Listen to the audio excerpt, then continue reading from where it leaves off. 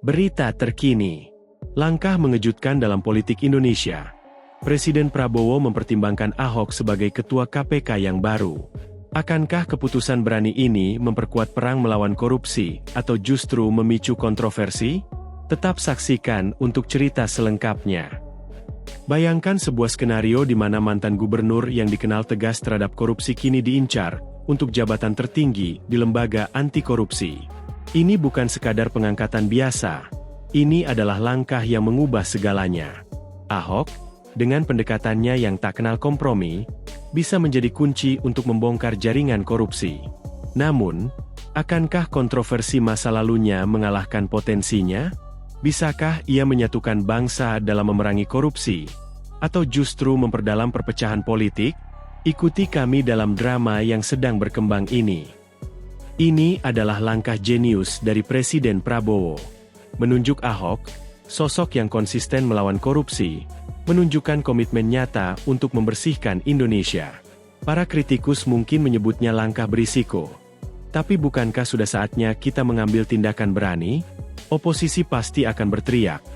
Tapi rekam jejak mereka dalam hal korupsi sungguh menggelikan. Mereka hanya takut kehilangan kendali atas kekuasaan. Apa pendapat Anda? Haruskah Indonesia mendukung keputusan berani ini? Atau apakah risikonya terlalu besar? Masa jabatan Ahok sebagai gubernur ditandai dengan transparansi dan efisiensi. Ia menangani masalah secara langsung, dari reformasi anggaran hingga proyek infrastruktur. Para kritikusnya, yang sebagian besar dari oposisi, selalu berusaha menjatuhkannya dengan tuduhan tak berdasar.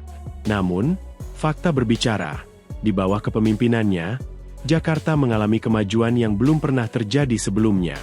Bukankah ironis bahwa mereka yang mengklaim sebagai pembela demokrasi justru berusaha membungkam pemimpin yang terbukti? Mengapa menurut Anda oposisi begitu terancam oleh potensi pengangkatan Ahok? Reaksi oposisi terhadap berita ini sudah bisa diprediksi. Mereka akan menyebutnya sebagai manuver politik. Tapi apa yang telah mereka lakukan untuk memerangi korupsi?